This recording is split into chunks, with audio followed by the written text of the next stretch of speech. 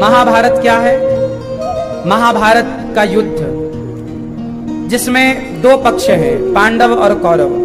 दोनों पक्षों में विजेता कौन है? कौन? पांडव। पांडव क्यों जीत गए?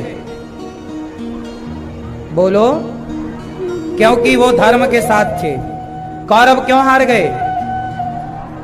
क्योंकि पांडव इसलिए जीत गए क्योंकि श्री कृष्ण उनके साथ थे, और भगवान जिनके साथ होते हैं वो जीत जाते हैं। भगवान जिनके साथ होते हैं वो, इसलिए अर्जुन जीत गए। अच्छा, महाभारत का युद्ध क्यों हुआ? क्या महाभारत के युद्ध को रोका जा सकता था? प्रश्न है, क्या महाभारत के युद्ध को रोका जा सकता था? सवाल सबसे है, क्या महाभारत के युद्ध को रोका जा सकता था? कौन रोक सकता था? कौन? भगवान श्री कृष्ण। तो भगवान श्री कृष्ण गए तो थे शांति का प्रस्ताव लेकर, कहां रुका? भगवान ने तो प्रयास किया था, शांति दूत बनकर गए थे। क्यों जी? भगवान श्री कृष्ण शांति दूत बनकर गए थे कि नहीं? कहा था ना, कहा था कि दुर्योधन 5 गांव दे दो पांडवों को, परंतु दुर्योधन इतना उद्दंड, इतना नालायक, क्या कहता है कि मैं सुई की नोक बराबर नहीं दूंगा। भगवान ने कहा कि दो न्याय अगर तो आधा दो, इसमें भी यदि बाधा हो तो दे दो केवल 5 ग्राम, रखो अपनी धरती तमाम। तुम सारी संपत्ति रख लो दुर्योधन, पांडवों को गुजारा करने को केवल कितने गांव मांगे भगवान ने? पीछे वाली मैया कितना मांगा? क्या दुर्योधन दे पाया?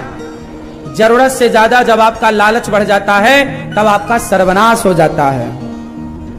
दुर्योधन अपनी संपत्ति तो रखा, पांडवों की ओर हड़प लिया। जो दूसरों की संपत्ति हड़पता है उसका सत्यानाश हो जाता है।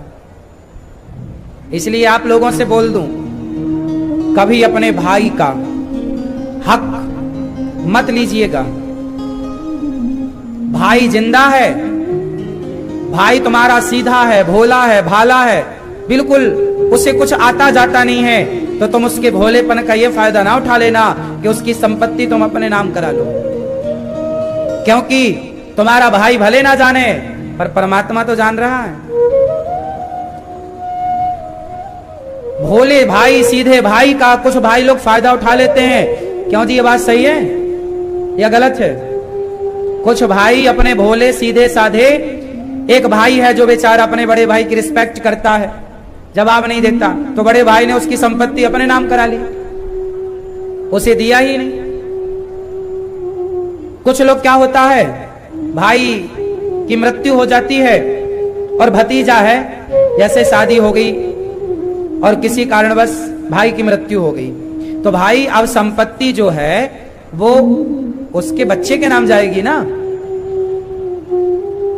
उसकी पत्नी और उसके बच्चे क्या खाएंगे, क्या अपना जीवन कैसे गुजारेंगे? तुम कभी दूसरे की संपत्ति में नियत मत रखो। जो तुम्हारा है वो तुम्हारे पास रखो, और दूसरे का करोड़ पड़ा है उसकी तरफ आंख उठाकर मत देखो। 1 रुपए बेईमानी का तुम्हारी तरफ आ गया तो 1 रुपए के बदले लाखों देना पड़ेगा, याद रखिएगा। ईश्वर के घर देर है, अंधेर नहीं है। भगवान ने कहा 5 गांव दे दो, दुर्योधन वह भी दे ना सका, आशीष समाज का ले ना सका। अब भगवान को ही बांधने चला, चलो कृष्ण को बंदी बना लेते हैं। दुर्योधन की मति मारी गई, भ्रष्ट हो गई बुद्धि।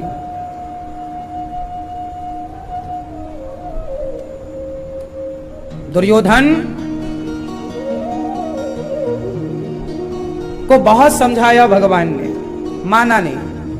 आप लोगों को सबक मिल रही है। महाभारत युद्ध क्यों हुआ? महाभारत क्यों हुआ? किसकी गलती से हुआ? उत्तर दो।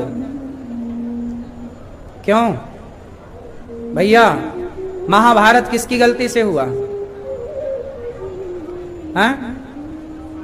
दुशासन की गलती से। आप बताओ किसकी गलती से हुआ? हाँ, बैठे बैठे बताओ किसकी? थोड़ा जोर से बोल दीजिए, हमारे तक आवाज आए। धृतराष्ट्र, ठीक कहा। आप किसकी गलती से महाभारत हुआ? दुर्योधन। आप बताओ भैया। दुर्योधन। आप? धृतराष्ट्र। आप बताओ। दुर्योधन। आप? दुर्योधन। आप जी? भैया आप बताओ, महाभारत किसकी गलती से हुआ? कौन?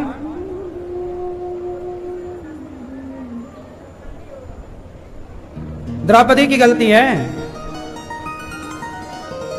आप बताओ भैया, किसकी गलती से महाभारत हुआ? हाँ हाँ, मैया। ओ मैया, जा रही हो? टाटा तो कर लो मेरी माँ, टाटा। जल्दी आना, गुस्सा हो गई क्या? जाते जाते बताओ, महाभारत किसकी गलती से हुआ? हाँ बेटा तुम बताओ। हाँ भैया आप बताओ, चश्मा वाले भैया, महाभारत किसकी गलती से हुआ? हाँ आप बताओ। बैठे बैठे बैठे बैठे।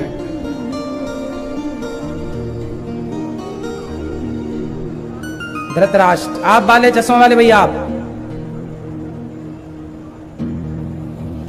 क्या गलती थी धृतराष्ट्र की?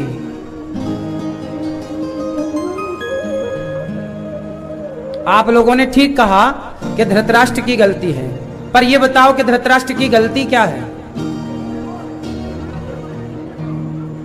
धृतराष्ट्र की गलती यह थी कि धृतराष्ट्र ने समय रहते अपने पुत्रों का सही सही बंटवारा नहीं किया। यदि पांडवों का हक पांडवों को दे दिया होता, कौरवों का हक कौरवों को दे दिया होता, सही बंटवारा कर देते राजा होकर धृतराष्ट्र, तो महाभारत होता ही नहीं। पूरा झगड़ा प्रॉपर्टी का ही तो था। महाभारत किस का विवाद था? जमीन जायदाद का, अधिकार का विवाद था ना। यदि धृतराष्ट्र कह देते कि भाई मैं राजा हूं, मैं 5 गांव दे देता हूं, और 5 गांव क्यों? कौरवों का, पांडवों का जो इंद्रप्रस्थ था, जिसे वर्तमान में दिल्ली कहा जाता है, दिल्ली की स्थापना धर्मराज युधिष्ठिर ने करी, तो उनका अधिकार इन्होंने जुए में जीत लिया था। बाद में बोला था कि तुम 12 साल का वनवास पूरा करके आओगे, 1 साल का अज्ञातवास पूरा करके आओगे, तो हम तुम्हारा राज्य तुम्हें वापस कर देंगे। पर जब आए तो इनकी नीयत बदल गई, बोले हम सुई की नौक बराबर नहीं देंगे। तो बोला गया कि भाई हमें रहने को 5 गांव दे दो। तो धृतराष्ट्र, वो भी भाई धृतराष्ट्र राजा थे, तो राजा का धर्म था कि वो न्याय करते। लेकिन जब धृतराष्ट्र ने सही बंटवारा नहीं किया, पुत्र मोह में पड़ गए, तब महाभारत हुआ और एक भी नहीं बचा। इसलिए मैं आप लोगों से हाथ जोड़ के कहूं, आप लोग भी मरने के पहले अपने अपने बच्चों का सही सही बंटवारा कर दीजिएगा, कहीं तुम्हारे मरने के बाद तुम्हारे बच्चे आपस में महाभारत न करने लग जाएं। क्योंकि सारे महाभारत जमीन जायदाद के चक्कर में होते हैं। इतिहास साक्षी उठा के देख लो। आज जितने भी कोर्ट कचहरी में केस हैं भाई भाई के, वो जमीन जायदाद के केस ही तो हैं। हाँ या ना? या ना? हाँ या ना? बताओ। तो सही सही बंटवारा कर देना समझदारी है। हाँ या ना? क्यों दादाजी, आपने अपने बच्चा छोरों का बंटवारा कर दिया? कितने बेटे हैं आपके? बताओ। 2। बंटवारा कर दिया बेटों का? अभी नहीं किया, अभी छोटे इतने से हैं, 25 साल के हैं। अरे बड़ा लेट हुए बच्चे।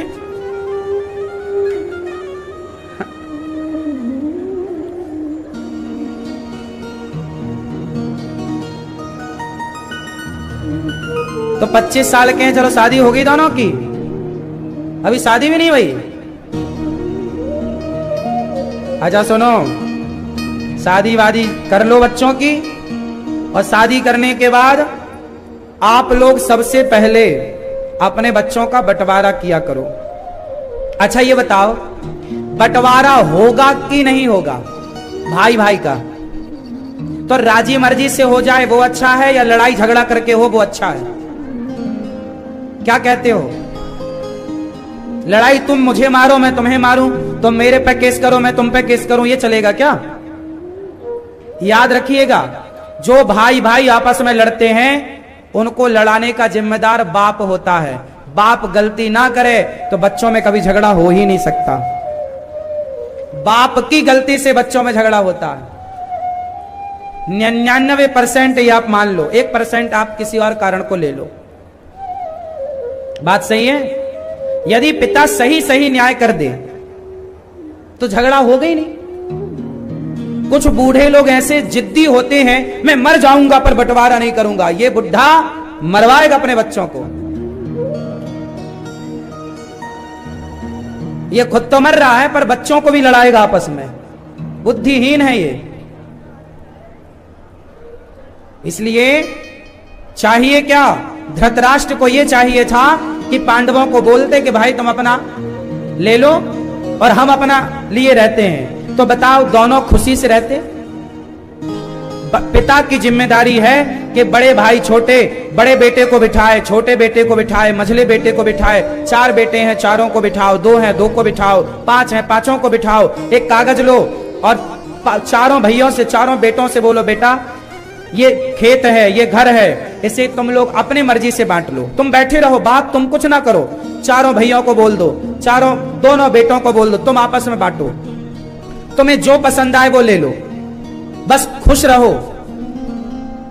यदि जमीन आपकी 4 एकड़ है तो भाई इसे कैसे बांटना है? सड़क में उसका फ्रंट यदि 100 फीट का फ्रंट है तो 50 फीट का फ्रंट उसको मिल जाएगा, 50 फ्रंट इसको मिल जाएगा।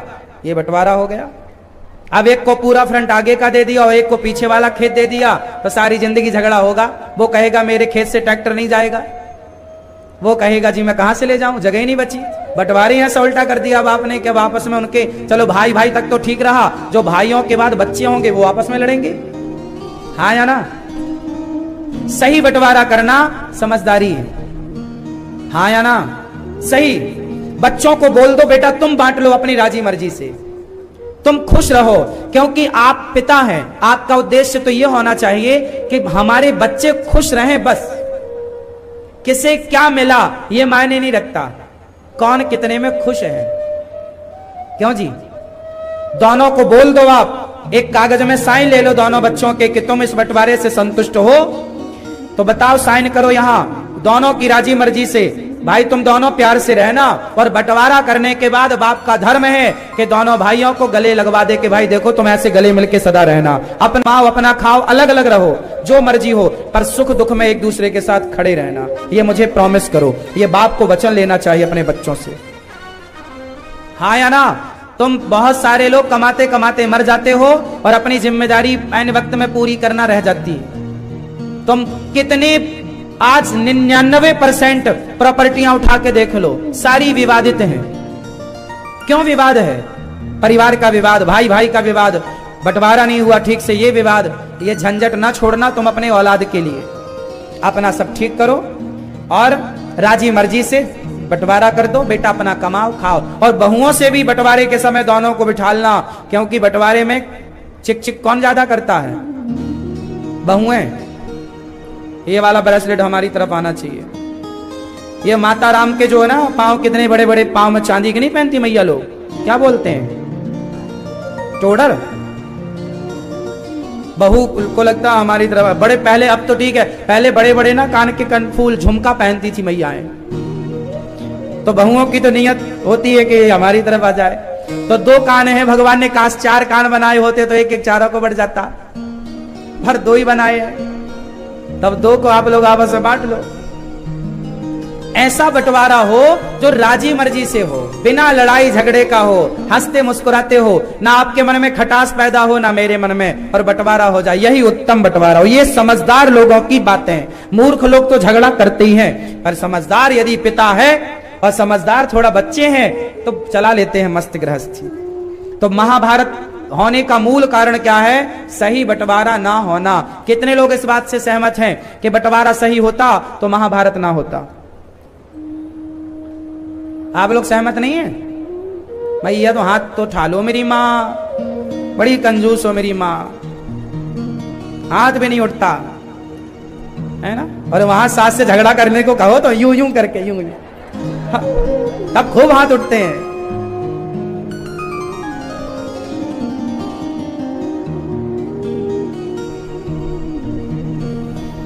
महाभारत का सबसे बड़ा कारण है सही बंटवारा ना होना, पहला। दूसरा कारण है महाभारत का भीष्म पितामह की चुप्पी। महाभारत का दूसरा कारण क्या है? भीष्म पितामह की चुप्पी। जब पितामह जैसे समझदार लोग समाज में गलत के खिलाफ आवाज नहीं उठाते, यदि दुशासन ने द्रौपदी के बाल पकड़े, यदि दुशासन ने द्रौपदी की साड़ी पकड़ी, तो पितामह को उठकर 2 थप्पड़ नहीं मारना था दुशासन के गालों में? उत्तर दो। क्या दुशासन के गालों में पितामह भीष्म उठते और 2 तमाचा मारते दुशासन को? क्या कर लेता दुशासन? परंतु सभा में साड़ी खिंचती रही और पितामह चुपचाप तमाशा देखते रहे। अरे जमाना मूर्ख है तो है। पितामह आपसे तो उम्मीद थी कि आप न्याय करोगे द्रौपदी के साथ। चलो धृतराष्ट्र ने इसलिए न्याय नहीं किया कि वो पुत्र मोह में पड़ा था, पर तुम्हारे तो पुत्र भी नहीं था। तुम कौन से मोह में पड़ गए? क्यों नहीं न्याय किया द्रौपदी की जब साड़ी खिंच रही थी? पितामह जैसे लोग जब समाज में चुप्पी साध कर बैठते हैं और उनकी आंखों के सामने अनाचार, अत्याचार, अधर्म होता है, तब महाभारत जैसे युद्ध होते हैं और समाज का नाश होता है, परिवार का नाश होता है। इसलिए बड़ों की जिम्मेदारी है कि तुम सत्य की तरफ बोला करो। तुम्हारा बेटा सत्य है उसका पक्ष लो, तुम्हारी बहू सत्य है उसका पक्ष लो। कई बार तुम्हारा बेटा गलत होता है, तुम्हारी बहू सही होती है, पर तुम फिर भी तुम बेटे के पक्ष में बोलते हो। बहू के पक्ष में क्यों नहीं बोलते? बहू के पक्ष में बोलोगे तो बहू आपका सम्मान करेगी कि चलो मेरा ससुर धर्म के पक्ष में रहता है। कई बार बहुएं अकेली पड़ जाती हैं ससुराल में, उसकी तरफ बोलने वाला ससुराल में कोई नहीं रहता। पिता भी अपने बेटे की तरफ, माँ भी अपने बेटे की तरफ, भाई भी अपने भाई की तरफ, और बहू हो गई अकेली। वो उसे बेचारी को अकेला खड़ा कर दिया, उसके पक्ष में बोलने वाला कोई नहीं है। माना कि गलती बहू से होती है और बहू दूसरे घर से आई है, तुम्हारी बेटी है, गलती है तो सिखाओ ना। तुम्हारी बेटी चाय में शक्कर की जगह नमक डालेगी तो तुम क्या करोगी? उसे ताने मारोगी या सिखाओगी बेटा क्या कर रही हो? तुम्हारी बेटी, चलो माना कि तुम्हारी बेटी 20 साल की है और उसने शक्कर की जगह नमक डाल दिया चाय में, या दाल में उसने नमक ज्यादा डाल दिया या नमक नहीं डाला, तो आप क्या कहोगी अपनी बेटी से? बोलो मेरी माँ, बेटा सीख लो, नमक सिखाओ उसे कैसे नमक कितना डालते हैं, सिखाओगी आप। लेकिन यही गलती यदि आपकी बहू करे तो आप सिखाओगी नहीं, सीधा ताना। यही सीख के आई अपने बाप के घर से, दाल में नमक डालना नहीं आता, सीधा ताना। और ये जो तुम्हारे ताने हैं ना मेरी माँ, ये बहू सारे ताने समेट समेट के रखती है अपने दिमाग में, और जब तुम बुढ़ी हो जाओगी तब ताने का एक एक का हिसाब लेगी। बुढ़िया तूने बहुत ताने मारे, ले अब कुत्तों की तरह रोटी देगी बुढ़िया, खा ले। फिर ना रहना कि महाराज जी बहू सेवा नहीं करती। तुमने कौन सा अच्छा व्यवहार किया उसके साथ? जो बोओगे वही काटोगे, जो बोओगे। हर जगह बहुएं गलत करती हैं, ऐसा नहीं, बहुत जगह सास गलत करती है, हाँ या ना? सास ताने बहुत मारती है, सारी नहीं, कुछ सासें। और जितनी ताना मारने वाली सासें हैं, सुन लो कान खोल के, बहू भूलेगी नहीं कुछ। बोल लो, अभी तुम्हारा समय है, बोल लो, अभी तिजोरियों की चाबी तुम्हारे पास है, बोल लो, सत्ता परिवर्तन होगी। समय बदलता है मेरी मां, कल राजा कोई और था, कल होगा कोई और, किसी एक के शीश पर सदा रहे ना मोर। बदलती है सत्ता, समय बदलता है। समय तुम्हारे बाप की बफौती नहीं है, समय बदलेगा। आज समय अच्छा है तो अत्याचार ना करो, जो आज कर लोगे वो कल पाओगे। उदाहरण देता हूं, जब 5 पांडव और जब युधिष्ठिर राजा बने और सारे कौरव मारे गए, तो धृतराष्ट्र का क्या हुआ जानते हो? जब 5 सारे कौरव मारे गए महाभारत के युद्ध में, तो धृतराष्ट्र बचा। तो भीम भैया धृतराष्ट्र को रोटी कैसे देते थे जानते हो? भीम भैया थाली लगाते, युधिष्ठिर जी बोलते जाओ ताऊ जी को भोजन करा के आओ। तो भीम भैया जाते और भीम भैया रोटी लेते थाली पर, साग रोटी, और एक रोटी उठाते और अंधे की तरफ, ए बुढ़ा ये खा ले। भीम भैया ऐसे रोटी देते थे, ए बुढ़ा ये रोटी खा, धृतराष्ट्र को। अब मुझे आप लोग बताओ कि भीम भैया का यह व्यवहार धृतराष्ट्र के प्रति सही था या गलत था? जोर से, जोर से, जोर से, थोड़ा जोर से। गलत था? एक नंबर था, सही था। कैसे? ये धृतराष्ट्र, ये वही धृतराष्ट्र है जिसने बोला भीम आ तुझे गले लगा लूं, और गले लगाने के बहाने उसने दबोच कर मारना चाहा। जब तुम्हारे अंदर प्रेम नहीं है, तुम्हारे अंदर करुणा नहीं है, तो जब तुम्हारे अंदर किसी के प्रति करुणा और प्रेम, दया नहीं है, तो तुम्हारे लिए दया करेगा कौन? तुमने कौन सा अच्छा व्यवहार पांडवों के साथ किया? उनकी पत्नियों की भरी सभा में तुमने साड़ी उतरवाई, तब धृतराष्ट्र तुम्हारा न्याय कहां था? पांडवों को लाक्षागृह में बंद करके मारना चाहा। इस धृतराष्ट्र ने सारी जिंदगी केवल पाप किया है। जब सत्ता थी तो कौन सा इसने न्याय किया है? कौन सा अच्छा काम किया है? लाक्षागृह में बंद करके पांडवों को जलाकर, जिंदा जला के मारने का षड्यंत्र किया कि नहीं? हाँ या ना? दुर्योधन ये षड्यंत्र रच रहा था, तब धृतराष्ट्र कहां थे? भरी सभा में द्रौपदी की लाज लूटी जा रही थी, तब धृतराष्ट्र कहां थे? भीम भैया को जहर देकर के पानी में फेंक दिया था दुर्योधन ने, तब कहां थे? कौन सा इन्होंने न्याय किया है? ये इसी लायक हैं। इन्हें, इंसान यदि दुख भोगता है ना, तो उसे कोई दुख देता नहीं है मेरी मां। आज नहीं तो कल, कल नहीं तो परसों, कोई ना कोई पाप तुम्हारा सामने खड़ा होता है, और वही पाप तुम्हें दुख देता है। तुम रोते हो कि हम दुखी हैं, वो तुम दुखी इसलिए हो क्योंकि तुम्हारा पाप अब सामने खड़ा है। तो भीष्म पिता धृतराष्ट्र को रोटियां फेंक कर दे रहे हैं भीम भैया, क्योंकि ये बुढ़ा इसी लायक है। क्यों जी? क्या कहते हैं? दया केवल हम करें, तुम ना करो, ऐसा नहीं होता मेरी मां।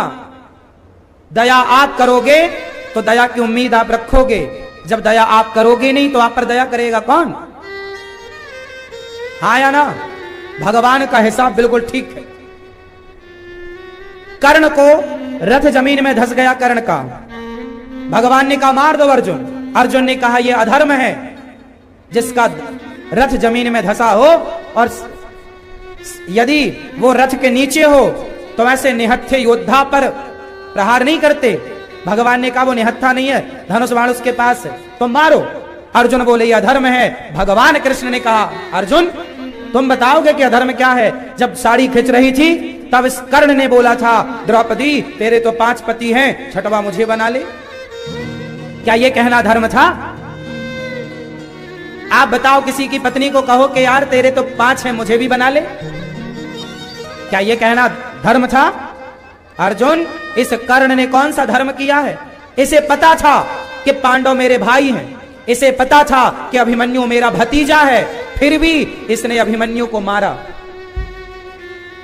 क्या वो धर्म था? अभिमन्यु रथ से नीचे था, निहत्था था। एक योद्धा से एक ही योद्धा युद्ध कर सकता था, परंतु एक योद्धा अभिमन्यु से 7 इन योद्धाओं ने युद्ध किया था। क्या वो धर्म था? जब इन्होंने अधर्म किया है तो इनके लिए धर्म का मुंह मत देखो, ये तो बस मारने योग्य है, मार दो।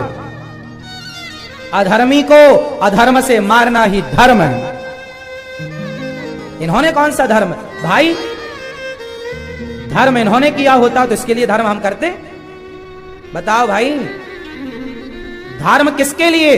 हमारा देश, हमारे देश में मुगल लोग क्यों घुस गए? हमारे भारत के राजाओं ने गलती कर दी कि मुगलों से वो धर्म का युद्ध लड़ते रहे।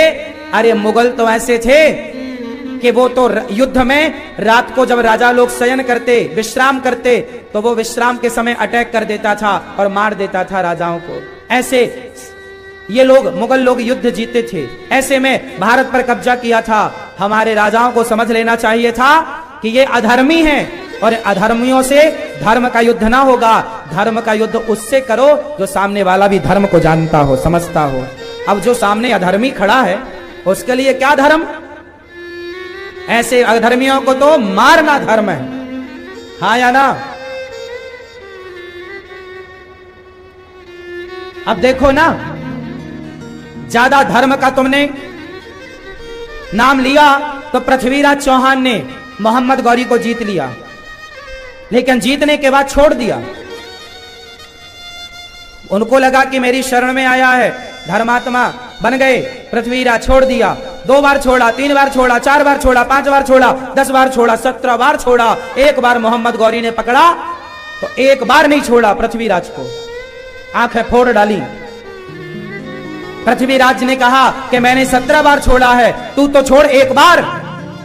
मोहम्मद गौरी ने कहा तुम बने रहो धर्मात्मा, हमारा तो यही धर्म है कि बस युद्ध जीतना ही हमारा धर्म है। तुम कैसे मरो, अधर्म से मरो, धर्म से मरो, कोई फर्क नहीं पड़ता। अब जो सामने मोहम्मद गौरी जैसे लोग जो धर्म को जानते नहीं हैं, उनके सामने तुम धर्म का राग अलाप रहे हो तो हार ही जाओगे।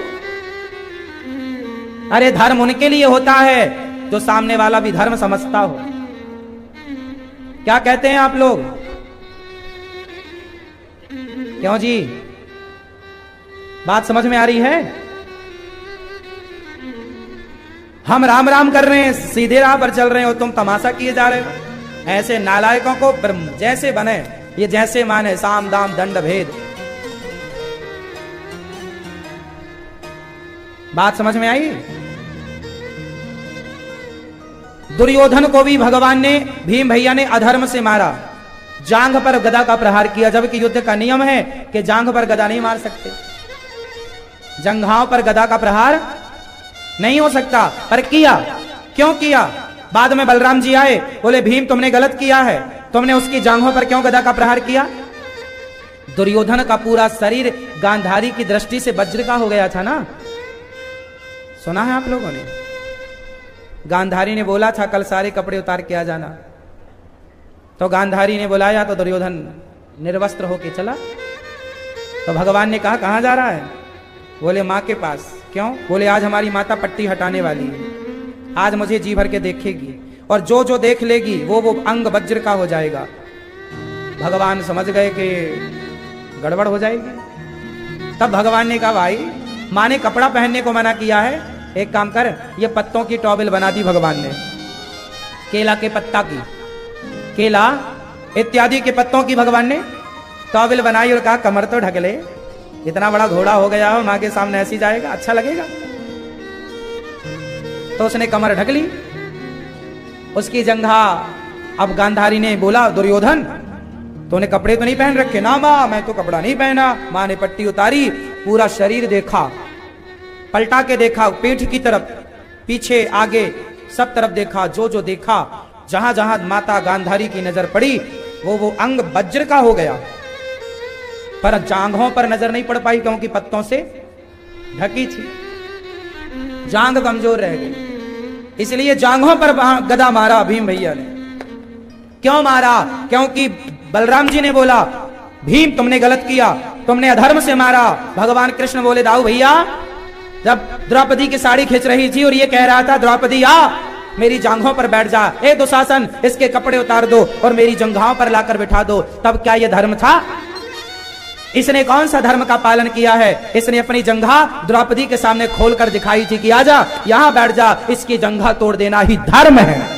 जो पराई औरत को अपनी जांघों पर बिठाने की बात करे, इसकी जांघें तोड़ देनी चाहिए, धर्म है ये, हाँ या ना? अब इस नालायक के लिए कौन सा धर्म देखें भाई?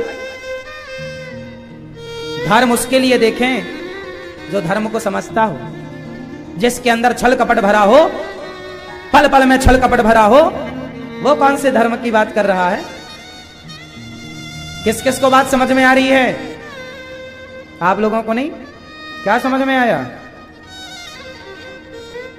क्या समझ में आया मेरी मां? धर्म किसके लिए है? धर्म है धर्मात्मा के लिए, अधर्मी के लिए धर्म, अधर्मी को तो अधर्म से मारना ही धर्म है। बस मारो, आतंकवादी देश में घुसा है तो छाती पे ही बाण मारना है, नहीं जहां लगे बस मारो। गोली कहीं लगे बस लगे, आतंकवादी है ना, अधर्मी को बस मारो। महाराणा प्रताप पृथ्वीराज को यही करना था, मोहम्मद गौरी को पहली बार में मार देना था। पृथ्वीराज पहली बार में मोहम्मद गौरी को मारते तो पृथ्वीराज जैसे वीर योद्धाओं की देश में क्षति ना होती।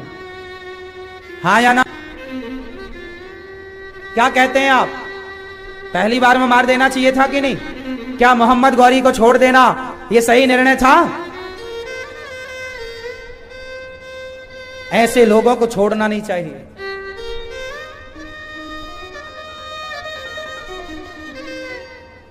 धर्म का पाठ पढ़ना सीखो दोस्तों। मेरी मां, धर्म की व्याख्याएं बड़ी गूढ़ है। महाभारत का युद्ध क्यों हुआ? पितामह जैसों की चुप्पी थी, अधर्मियों की फौज थी, पर फिर भी देर सवेर जीत सत्य की हुई। भगवान ने सत्य को जिताया है। इसलिए आप सत्य के राह पर चलना और सामने वाले से उसके हिसाब से बात करना। आप लोग कई बार क्या बोलते हो, महाराज जी सत्य का जमाना नहीं है। नहीं, जमाना सत्य का है। आप लोग गलती ये करते हैं, आप ये नहीं समझ पाते कि सामने वाला धार्मिक है या अधार्मिक है, सच्चा है या झूठा है। यदि सामने वाला झूठा है तो झूठे को झूठ से ही पराजित करो, वो सच से ना मानेगा। भाई सामने वाला सच बात करे तो हम भी सच बोले, अब तुम मान नहीं रहे हो तो तुम्हारे लिए क्या सच? ऐसे में सच वाला हार जाएगा। जैसे मोहम्मद गौरी जीत गया, पकड़ के ले गया, आंखें फोड़ दी, बाद में मर गया वो। पृथ्वीराज ने मारा, पर फिर भी दिल्ली की सत्ता पे तो कब्जा कर ही लिया मोहम्मद गौरी ने। ना जाने कितने बेटियों पर, कितने लोगों पर अत्याचार, पूरा खजाना लूट ही लिया। संपत्ति तो चली ही गई ना, नुकसान तो हो ही गया। क्यों जी? इसलिए सही वक्त पर सही निर्णय। सामने वाला सच को जानने वाला है या झूठ को? जो जैसे माने वैसे समझाओ। बातों से माने, बातों से, लातों से माने। भाई मान नहीं रहा बातों से। विभीषण को बातों से हनुमान जी ने समझाया था कि चलो राम जी के पास, नहीं गए। विभीषण राम जी के पास बातों से आए कि लातों से आए? बोलो, विभीषण जी राम के पास बातों से आए कि लातों से? हाँ, कुछ लोग लातों से ही मानते हैं, लतखोर होते हैं, बातों से मानते ही नहीं। तो जो जैसे माने वैसे मनवाओ। कोशिश कीजिएगा कि आप धर्म के साथ रहें। कोशिश कीजिएगा कि आपसे गलत ना हो। कोशिश कीजिएगा कि हम सत्य के साथ रहें, हम सत्य को ना छोड़ें। 99 कौरव मारे गए, भीम भैया ने जांग तोड़ दी। अश्वत्थामा आया और द्रौपदी के 5 बच्चों को सोता हुआ मार दिया। सोते थे 5 बच्चे, 5 को सोता हुआ 5 की गर्दन काट ली। अश्वत्थामा को पकड़कर अर्जुन लाए, द्रौपदी के समक्ष खड़ा किया। द्रौपदी, जो दंड देना चाहो दे दो। द्रौपदी ने कहा कि इसे छोड़ दो। क्यों? द्रौपदी ने क्यों कहा छोड़ने का? इसलिए क्योंकि द्रौपदी एक मां है और मां के अंदर करुणा होती है। द्रौपदी ने कहा कि ऐसे मार देने से मेरे मरे हुए बच्चे जीवित हो जाएंगे ना, इसलिए इसे छोड़ दो। आप में से कितने लोग ऐसे हैं जो मां की उंगली पकड़कर चलना सीखे हैं? सब बैठ जाओ, बैठो फटाफट। आप में से कितने लोग मां की उंगली पकड़ के चले हो? अच्छा ये बताओ, बचपन में मां ने आपकी उंगली पकड़ी थी या आपने मां की? तो यदि बचपन में मां ने, अच्छा जब बाजार आप गए थे तो आपने मां को पकड़ रखा था या मां ने आपको पकड़ रखा था? हमने मां को नहीं पकड़ा था, मां ने। अरे जब मां ने आपको पकड़ा है लड़कपन में, तो अपनी जवानी में फिर मां को क्यों नहीं पकड़ते? क्यों नहीं मां की सेवा करके अपने पुत्र होने की जिम्मेदारी पूरी करते? कितने औलाद ऐसे हैं, कितने बच्चे ऐसे हैं जो बड़े होके अपनी माँ को छोड़ देते, हमें माँ से कोई मतलब नहीं। जो अपने माँ की सेवा नहीं करते ना, उनकी सेवा भगवान कभी स्वीकार कर ही नहीं सकते। जो माँ बाप की सेवा नहीं करते, उनकी सारी पूजा बेकार है। क्यों जी? आप माँ की सेवा करते हो? हाँ, है आपकी माँ? सेवा नहीं करते? पांव दबाते हो? पांव दबाया करो। माँ को भोजन दिया करो समय से, दवाई गोली जो माँ को जरूरत पड़े, माँ की आरती उतारो। जब आप पति होके अपनी माँ की आरती उतारेंगे तो आपकी पत्नी देखेगी कि वाह, मेरा पति तो मेरी सास का इतना सम्मान करता है। फिर आपका पत्नी चाह करके भी आपकी पत्नी कभी आपकी माँ का अपमान नहीं कर सकती। जब आप अपनी पत्नी के सामने अपनी माँ को उल्टा कहते हैं तो आपकी पत्नी क्या इज्जत करेगी आपकी माँ की? जब तुम अपनी माँ का सम्मान नहीं करते तो तुम्हारी पत्नी क्यों करेगी सम्मान? भाई, तुम्हारी पत्नी से उम्मीद नहीं है, उम्मीद तुमसे है। तुम बाप हो ना, कल तुम्हारी बहू आएगी ना, तो तुम्हें अपनी बहू से उम्मीद ना होगी, उम्मीद अपने बेटे से होगी। भाई, मेरा बेटा पानी देगा, मेरा बेटा ख्याल रखेगा मेरा। हम बहू से क्यों उम्मीद करें? हमने बहू को थोड़ी पाल पोस के बड़ा किया है, हमने बेटे को पाल पोस कर बड़ा किया है। इसलिए बेटे से उम्मीद है। बहू यदि गलत राह पर चल रही है, कोई आश्चर्य नहीं है। बहू सास ससुर की सेवा नहीं करती, कोई बात नहीं। बहू ना करे, कोई बात नहीं, बेटे को करना चाहिए। कल को आपका बेटा बड़ा होगा तो आप अपने बेटे से उम्मीद करोगी मेरी माँ, आप अपनी बहू से उम्मीद ना करोगी। बहू दो बातें कह देगी तो आप बर्दाश्त कर लोगी, पर बेटा एक कहेगा तो बर्दाश्त ना होगा, क्योंकि बेटे को ही पाल पोस करना आपने बड़ा किया है। उससे आपको ज्यादा उम्मीद है, बहू से नहीं। हाँ या ना? आप अपने सास की सेवा करोगी तो कल आपकी बहू देखेगी, अरे मेरी सास अपनी सास की इतनी सेवा करती है, तो उसके अंदर आपके प्रति सम्मान बढ़ेगा कि भाई हमें भी सेवा करनी। जब आप अपनी सास को ख्याल नहीं करोगी, आप अपनी सास को गालियां दोगी, रोटी नहीं दोगी, तो आपकी बहू और आपका बेटा क्या देख रहे हैं? जो देख रहे हैं वो तो सीखेंगे ना। समाज में जितनी व्यवस्थाएं बिगड़ी हैं, आप लोगों ने आज की आधुनिकता के नाम पर अपनी सारी व्यवस्थाएं बिगाड़ ली और कहते हो हम बहुत पढ़े लिखे हैं। आग लगे तुम्हारी ऐसी पढ़ाई में कि तुम अपने माँ बाप की सेवा नहीं करते। आजकल की बहुएं कहती हैं हमें सास चाहिए ही नहीं। शादी जिस दिन होती है ना, वो अलग घर में जाके रहती हैं। एक दिन भी बहुएं अपने सास के संग पसंद नहीं करती रहना। क्यों? क्योंकि टीवी सीरियल जो बॉलीवुड बना रहा है वो इस तरह से बरगला रहा है आज की लड़कियों को।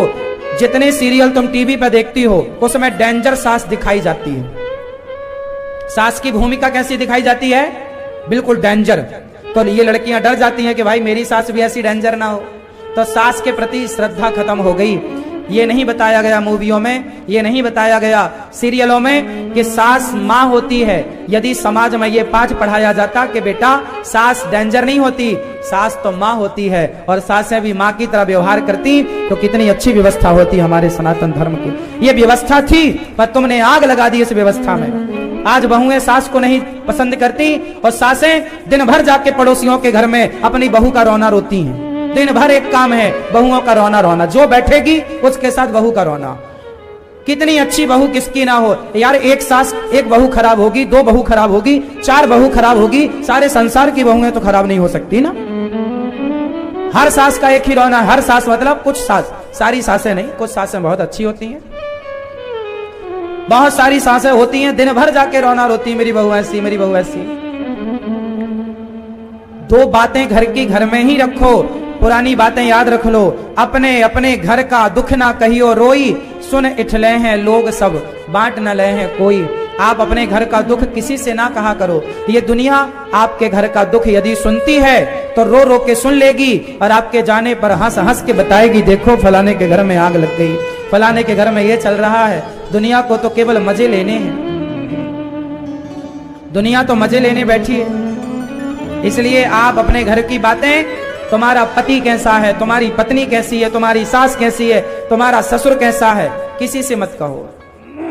अपने पति से कहो, अपनी पत्नी से कहो, अपने ऐसे दोस्तों से कहो। कुछ कहना भी है जो दोस्त आपके अपने हो, जो आपके गलती का, आपकी कमियों का फायदा ना उठाएं, वरना कुछ लोग आपका फायदा उठाने लग जाते हैं। हाँ या ना? कि कोई ना मिले कहने को तो अपना सारा दुख दर्द भगवान के आगे कहा करो, भगवान सुनेंगे। इसलिए और किसी से ना कहना, वरना दुनिया तुम्हारा मजाक उड़ाएगी। हाँ या ना? अच्छा, ये बात सही है या गलत है कि लोग मजाक उड़ाते हैं बाद में? आप यदि किसी को दुख कहोगे ना तो वो बाद में उसका मजाक उड़ाएगा। ये बात सही है कि गलत है? क्यों जी, सही है कि गलत है? आप जब भावनाओं में डूबते हो ना तो आप नहीं समझते कि आप क्या बोल रहे हैं, आप सारा बोल जाते हो। पड़ोसियों के घर में बैठ के 4 लोग सुन रहे होते हैं, आप बोल रहे होते हैं, आप तो बोल के भूल जाओगे लेकिन सुनने वाले याद रखेंगे। अच्छा ऐसा है, ऐसा है। बाद में तुम्हारी मजाक उड़ाएंगे, तुम्हारे दुख का मजाक उड़ाएंगे, तुम्हारे परिवार का मजाक उड़ाएंगे, तुम्हारे हालातों का मजाक उड़ाएंगे। इसलिए बहुत संभल के जीने का, बहुत संभल के रहने का काम है साहब। वो जमाना अलग था, हम उस जमाने में रहे हैं, उस जमाने को हमने देखा है। हमारे गांव में कोई भी बेटा गलती करता था, जैसे कोई लड़का सिगरेट पी रहा है या बीड़ी पी रहा है और कोई भी बुढ़ा दिख गया, गांव का बूढ़ा आदमी, तो वो भाग जाता था बच्चा, अरे फलाने ने देख लिया। और कोई भी बूढ़ा होता था गांव का, कोई भी बूढ़ा यदि वो किसी बच्चे को गलत करते देखता था ना तो 2 थप्पड़ जमा दे, क्यों रे गलत कर रहा है? और बच्चा पलट के जवाब नहीं देता था। 20 साल के लड़के को 2 जूता उतार के गांव का कोई भी व्यक्ति मार देता था गलत करने पर। मतलब गांव के प्रत्येक व्यक्ति का सम्मान था, मतलब गांव के प्रत्येक व्यक्ति को यह अधिकार था कि मैं गलत कर रहा हूं तो आप मुझे डांट सकते हैं, आप मुझे रोक सकते हैं। आजकल बाप को अधिकार नहीं दे रहा है बेटा, आजकल आपको डांटने का अधिकार कहां है? आज आपका बाप आपको डांटता है, आपको बुरा लग जाता है। आज आपकी मां आपको डांटती है, बुरा लग जाता है। और पहले पड़ोसी डांट देते थे, बुरा नहीं मानते थे, क्योंकि पहले इंसानों की कीमत थी साहब। आज तो केवल पैसे की कीमत है, पैसे की कदर है, इंसानों की कदर रही कहां। जमाना बदल गया साहब। आपको ये बदलाव लग नहीं रहा कि कुछ ज्यादा ही बदलाव हो गया है? आप में से कितने लोगों ने यह दौर देखा है कि गलती करने पर गांव का कोई भी डांट दिया करता था बूढ़ा? किस किस ने यह दौर देखा है? देखा ना? कोई भी, हमारे गांव का कोई भी, हमारा पड़ोसी हो, दूसरे मोहल्ले का हो, हमारी जात का हो या कोई भी जात का हो, वो डांट दे, क्यों बेटा तू क्या कर रहा है? बीड़ी पी रहा, चल बीड़ी पीना गलत बात है, बोल देता था, डांट देता था। आजकल तो कोई शराब पी रहा हो तो बगल वाले को मतलब नहीं है, और बगल वाला आजकल बोले भी तो बच्चे ही उनको तमाचा मार दे गाल में। बुढ़ा अपने काम से काम रख, क्यों बोलता है? आजकल के जमाने में बड़ों का सम्मान नहीं रहा, पहले बड़ों का खूब सम्मान था। पहले गांव का कोई भी बड़ा बुजुर्ग हो, हम सब लोग उसका खूब आदर करते थे। हम तो आज भी बड़ों का आदर करते हैं, बुजुर्गों का आज भी सम्मान करते हैं। लेकिन काश हमारे भारत का हर युवा, हर नौजवान भाई अपने बड़ों का सम्मान किया होता तो आज नौजवानों की ये दुर्दशा ना होती। आज सारा नौजवान नशे में डूबा हुआ है, लत में डूबा हुआ है, गलत संगति में डूबा हुआ है, क्योंकि बड़ों का आजकल लड़के गलती क्या करते हैं? अपने बराबर वालों की संगति करते हैं। मैं अपनी एक बात बताऊं, मेरे दोस्त कभी मेरे बराबर के लोग थे ही नहीं। मैंने बराबर के लोगों से दोस्ती की ही नहीं। जो मेरी उम्र के लड़के थे मैं उनसे दोस्ती नहीं करता था। अरे उम्र के लड़के क्या बताएंगे? हमेशा दोस्ती अपने से बड़ों से करो, अनुभवी लोगों से करो। यदि मैं ये बूढ़े आदमी के साथ बैठूंगा, ये बुजुर्ग के साथ बैठूंगा, तो ये बुजुर्ग का 70 साल का अनुभव मुझे 10 मिनट में प्राप्त हो जाएगा, फ्री में प्राप्त हो जाएगा। ये अनुभवी लोग हैं। ये जीवन जीने के बाद जीवन का याद रखना दोस्तों, स्कूल कॉलेज में शिक्षा तो है पर अनुभव नहीं है। गांव का शहर का पढ़ा लिखा व्यक्ति हो, कितना भी पढ़ा लिखा हो, और एक अनुभवी व्यक्ति हो कम पढ़ा लिखा, तो अनुभवी व्यक्ति का अनुभव काम कर जाएगा। कई बार पढ़े लिखे की पढ़ाई काम नहीं कर पाती। ये बात सही है या गलत है? जीवन में अनुभव चाहिए, जीवन जीने का, किस तरह रिश्तों को निभाया जाता है ये अनुभव चाहिए। तुमने माँ बाप की सेवा करी होगी तो माँ बाप का सम्मान करना जानोगे, बड़ों का सम्मान किया होगा तो बड़ों का आदर करना जानोगे। सम्मान किया ही नहीं, सेवा करी नहीं, तो सेवा का मतलब तुम्हें क्या पता? सेवा का मतलब क्या होता है हमें पता है। अनिरुद्धाचार्य से पूछ लो सेवा का मतलब क्या होता है। ये दास अनिरुद्ध का जीवन शुरू हुआ और आज यहां तक पहुंचा। पर मुझे विश्वास है कि आखिरी सांस तक ये शरीर सेवा में ही लगा रहेगा। सेवा करते करते जीवन जा रहा है। सेवा क्या होती है हमसे पूछो। सेवा का फल क्या होता है हमसे पूछो। रिश्ते क्या होते हैं हम आपको बताएंगे। आप लोग ना एक कुएं में रहते हैं, कुएं का मेंढक। आप लोग केवल घर परिवार को जानते हैं। हमारे पास रोज तमाम समस्याएं लेके आते हैं। हर व्यक्ति की हम समस्याएं सुन लेते हैं, समझ लेते हैं क्या इसका समाधान होगा, बता देते हैं। हर व्यक्ति को हम जानते हैं। आप 10 मिनट हमसे बात कर लोगे, हम आपको जान जाएंगे कि आपका स्वभाव कैसा है। आपसे मैं 10 मिनट बात कर लूंगा तो मुझे पता लग जाएगा कि आपने अपने जीवन के 25 साल कैसे गुजारे, या 30 साल कैसे गुजारे, या 50 साल कैसे गुजारे। मैं आपके 10 मिनट से आपके अतीत को पहचान लूंगा। ये कोई चमत्कार नहीं होता, ये जीवन जीने का अनुभव, ये अनुभव है। आप जब अनुभवी हो जाएंगे तो आप जैसे डॉक्टर अनुभवी है ना, तो बस यहां पकड़ लेगा, जान जाएगा कि बीमारी क्या है। अनुभवी डॉक्टर होगा तो बस यहां पकड़ के जान लेगा कि बीमारी क्या है। अनुभवी नहीं है तो नहीं जानेगा। ऐसे जीवन जीने का एक अनुभव है ना। आपकी समस्याएं क्या हो सकती हैं ये मुझे पता है। आप क्या बात कर सकते हैं ये मुझे पता है। कहां तक की बात कर सकते हैं ये भी मुझे पता है। आप कितना सोचते हैं ये भी मुझे पता है। परंतु अच्छा है, ये अनुभव आता है समय के साथ। इस अनुभव से हमें सीख लेना चाहिए। इसलिए आप लोग जो रोते रहते हैं ना, ये परेशानी, कुछ भी परेशानी नहीं है। ये तो समस्याएं घर घर की हैं। इतनी सी समस्याओं में, इतनी सी परेशानियों में पागल ना हुआ जाया करो। थोड़ा गंभीर बनो, थोड़ा धैर्यवान बनो। हर जीवन में आई हर परेशानी को इतनी गंभीरता से ना लो। ये समस्याएं हैं, आएंगी जाएंगी, सारी जिंदगी समस्याएं लगी रहेंगी। आपको मजबूत होना चाहिए, इतना मजबूत होना चाहिए कि नदी जब चलती है तो अपना रास्ता खुद तय करती है। पर रास्ते में यदि मजबूत पत्थर मिल जाए ना, तो उस नदी को रास्ता बदलने पर वो पत्थर मजबूर कर देता है। ये बात सही है या गलत है? यदि पत्थर मिल गया उसे मजबूत, तो क्या होगा? नदी सीधी जा रही है और सीधे रास्ते में कोई भयंकर बड़ी चट्टान पत्थर मिल गया तो पत्थर उसे रास्ता बदलने पर मजबूर कर देगा। नदी वहां से अपना रास्ता, बोलो भाई, वहां से नदी अपना रास्ता बदल लेगी। बस अपने आप को इतना मजबूत करो चट्टान की तरह कि दुख अपना रास्ता बदल कर भाग जाए, लेकिन आपका वो दुख बाल विवाह का ये मजबूती चाहिए। और ये मजबूती तब आएगी जब जीवन जियोगे, हर दुख सुख से गुजरोगे। दुख आना जरूरी है साहब, विपत्ति आना जरूरी है। घबराना ना दुख से, विपत्ति संकटों से। जो जितना दुख उठाएगा, जितनी विपत्ति से गुजरेगा, वो उतना मजबूत होगा, उतना स्ट्रांग होगा। बाल विवाह का ना कर पाएगा उसके जीवन में आने वाला दुख। यदि वो दुख से गुजरा है तो वो जानता है कि ये तो मामूली सा दुख है। और जिसने दुख नहीं देखा, उसके जीवन में जरा सा संकट आ जाए, वो आत्महत्या कर लेता है या कर लेती है। जरा सा दुख वो बर्दाश्त नहीं कर पाते, क्योंकि कभी देखा नहीं ना, अचानक आया ना। इसलिए कहता हूं बच्चों को सुख ना दो, दुख से गुजारो। बेटा ये दुख देख क्या होता है जीवन में, ये कष्ट क्या होता है, सह, नंगे पांव दौड़, धूप में रह। एसी की ठंडी हवा में न रखना बच्चों को, कच्चे हो जाएंगे। गर्मी में रखना, धूप में रखना, नंगे पांव चलाना, हर दुख दर्द से गुजारना, ताकि मजबूत हो बच्चे आपके, ताकि हर परिस्थिति के लिए वो तैयार हो। पता नहीं कौन सा समय आ जाए, माता सीता को भी जंगल में लकड़ी काट के अपना गुजारा करना पड़ा था। समय कब बदल जाए। महलों में रहने वाली सीता, गुलाब की पंखड़ियों में चलने वाली सीता को नंगे पांव जंगल में चलना पड़ा। हाँ या ना? समय जब अपना खेल दिखाता है ना साहब, तो सुनो, बलवान इंसान नहीं होता, समय होता है। कौन होता है?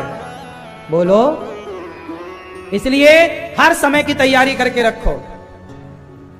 मैं पलंग में भी सो लेता हूं, जमीन में भी सो लेता हूं, नंगे पांव भी चल लेता हूं, जूता पहन के भी चल लेता हूं, खड़ाऊ पहन के भी चल लेता हूं, सुख में भी रह लेता हूं, दुख में भी रह लेता हूं, भूखा भी रह लेता हूं, प्यासा भी रह लेता हूं, छांव में भी रह लेता हूं, धूप में भी रह लेता हूं, हंस भी लेता हूं, रो भी लेता हूं। हर परिस्थिति में रहना मैंने सीखा है। दुख क्या बिगाड़ेंगे अपना, आने दो, चट्टान बन जाओ ना, रास्ता बदल लेंगे सारे दुख। अपने बच्चों को चट्टान की तरह बनाना। कमजोर ना बना देना, ज्यादा सुख सुविधाओं से लैस मत कर देना, जीवन को आलीशान लग्जरी जिंदगी ना दे देना बच्चों को। कठिन तपस्या, बच्चों को तपस्वी बनाओ। इसलिए पहले के राजा लोग अपने बच्चों को जंगल भेजा करते थे, पढ़ने जाओ, गुरुकुल में पढ़ के आओ। वहां भगवान कृष्ण को भी सांदीपनि जी के यहाँ भिक्षा मांगनी पड़ती थी। भिक्षा मांगना एक शिक्षा का अंग था, ताकि उन्हें अन्न की कीमत पता चले कि एक पेट भरने के लिए, 2 रोटी के लिए कितना जद्दोजहद करना पड़ता है, कितना पापड़ बेलना पड़ता है। ये बाप की कमाई का संपत्ति बच्चों को मिलती है ना, ये नालायक रोटी की कीमत नहीं करते। इन्हें पता नहीं कि रोटी की कीमत क्या है। मुझे पता है, मैं बचपन में भीख मांगता था गांव में जाके घर घर। मुझे पता है कि एक मुट्ठी चावल की कीमत क्या है, मुझे पता है कि नमक की एक ढेली की कीमत क्या है। मैंने सारे संघर्ष जीवन में किए, हर परिस्थिति से गुजरा, लेकिन कभी मैंने हिम्मत नहीं हारी, कभी मैंने ये नहीं सोचा कि मैं अकेला हूं। सदा मुझे यही रहा कि मेरे भगवान मेरे साथ हैं। मैंने जमाने की ओर कभी आशा की नजर नहीं रखी कि तुम मेरा साथ दो भैया, तुम मेरा साथ दो। मैंने कभी जगत का साथ लिया ही नहीं। मैं सदा जगन्नाथ के भरोसे रहता हूं, भगवान मेरे साथी। बिगाड़ने वाले लाख होते हैं, पर जब बनाने वाला एक कन्हैया होता है ना, तो कोई माई का लाल तुम्हारा बाल भी बांका नहीं कर सकता। इसलिए प्रहलाद का बाप प्रहलाद का दुश्मन बन गया, लेकिन क्या बिगाड़ सका? क्योंकि बनाने वाले भगवान थे, तो बाप क्या बिगाड़ेगा?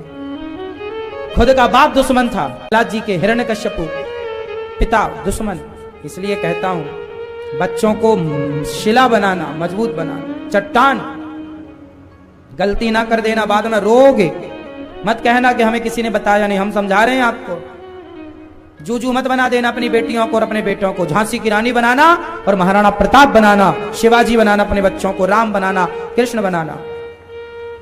14 साल राम को जंगल में रहना पड़ा, लेकिन सहर्ष रहे, रोए नहीं कि जी मेरे बाप ने मुझे जंगल दे दिया। कोई बात नहीं, दिया सो दिया। हर परिस्थिति में हैप्पी, खुश, प्रसन्न। आप लोग जरा सा कष्ट आ जाए ना तो आप भाग जाते हो, मैं मर जाऊंगी, मैं मर जाऊंगा। काहे मर जाओगे? क्या होगा? मर जाना समस्या का समाधान है? तो आओ हम सब मर जाते हैं। चुनौतियों से भागो मत, डट के चुनौतियों का सामना करो। हारना नहीं है जब तक जियो। ये जीवन एक संघर्ष है, जब तक जियोगे संघर्ष से गुजरना पड़ेगा। हारना नहीं है, बस जीतना। जब तक जियोगे तब तक चुनौतियां रहेंगी। मुर्दे के सामने कोई चुनौती नहीं होती, मुर्दे के आगे कोई चुनौती नहीं है। चुनौती तब तक है जब तक आपके प्राण हैं। चुनौतियों का सामना करो, मजबूत बनो। मुझे पता है बचपन में हमारे पिताजी एक मंदिर में पूजा करते थे, गांव में पुजारी के तौर पर। बारिश का महीना था, सावन का महीना था। जिसका मंदिर था उस गांव के मालगुजार बोलते हैं। गांव में जिसके पास ज्यादा पैसा होता है ना, उसको गांव में मालगुजार बोलते हैं। मालगुजार, बड़े आदमी को। जिनका मंदिर था, उन्होंने हमारे पिताजी से बोला कि आपको यह मंदिर खाली करना पड़ेगा। हमारे पिताजी के पास उस समय रहने का कोई मकान नहीं था।